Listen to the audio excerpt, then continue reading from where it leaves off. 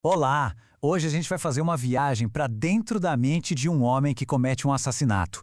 Mas não é por ganância, nem por paixão. É para testar uma teoria.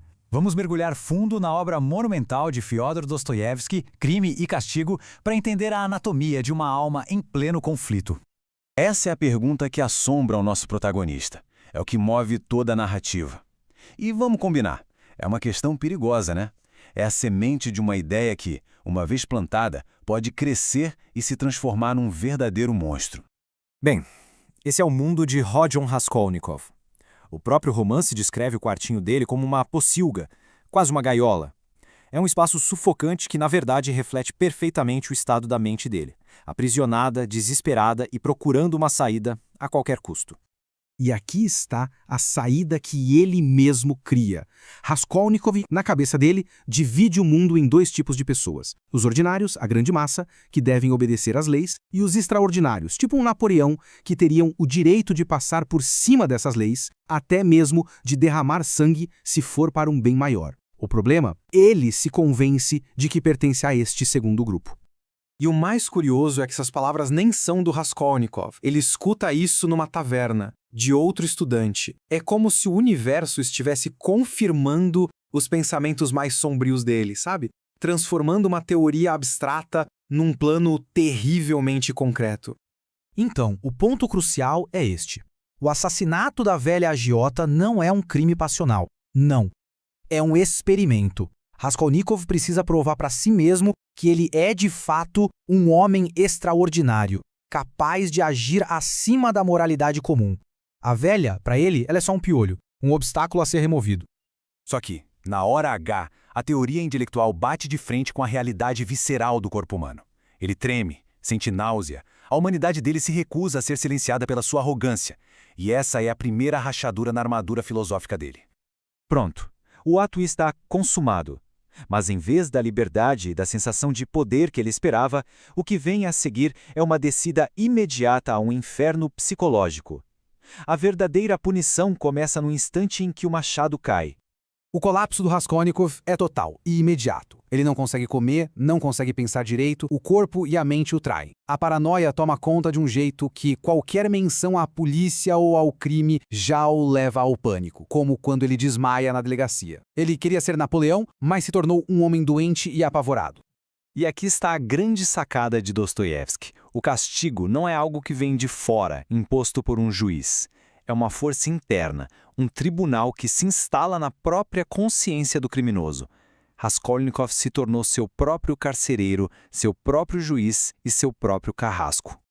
Completamente isolado em seu tormento, Raskolnikov vai se deparar com duas figuras que representam os possíveis destinos da sua alma. De um lado, um caminho para a redenção e do outro, um caminho para a aniquilação moral completa. De um lado temos a Sônia, uma jovem que foi forçada à prostituição para sustentar a família, mas que mantém uma fé inabalável. Ela representa a redenção pelo sofrimento e pela humildade. Do outro lado, os Svidrigailov, um homem rico, cínico, depravado, que vive só para os próprios desejos. Ele é a personificação da teoria do Raskolnikov levada à sua conclusão lógica, um completo vazio moral. Esse momento, ele é transformador. O orgulhoso Raskolnikov, aquele que se via acima de todo mundo, se ajoelha e beija os pés da Sônia. Ali, ele percebe que o sacrifício dela, que nasceu do amor, tem uma força, uma grandeza que a teoria egoísta dele jamais poderia alcançar. Nela, ele não vê uma pecadora, mas a própria encarnação do sofrimento humano. É a Sônia quem mostra para ele o único caminho possível para a salvação. Não adianta só confessar para a polícia. Ele precisa de um ato público de arrependimento. Precisa se reconectar com a terra, com a humanidade da qual ele tentou se separar. Essa jornada até a confissão é agonizante. Cada passo é uma luta contra o seu orgulho imenso, desde a despedida da família até buscar a força final na Sônia. O clímax da humilhação dele acontece quando ele beija a terra em praça pública e as pessoas riem dele.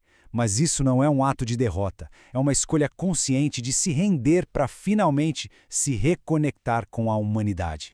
Mesmo ali, na porta da delegacia, a dúvida ainda bate uma última vez. A possibilidade de não falar nada, de recuar, ainda existe. Mas ele supera. E então, as palavras são ditas.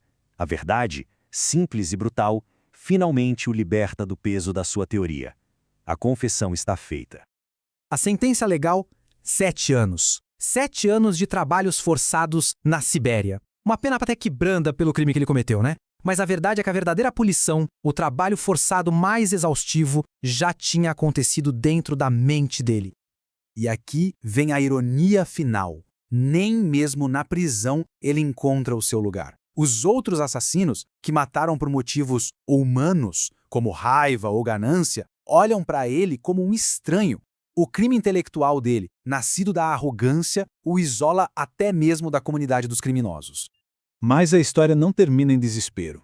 Com a Sônia ao seu lado, a prisão física na Sibéria acaba se tornando o local da sua libertação espiritual.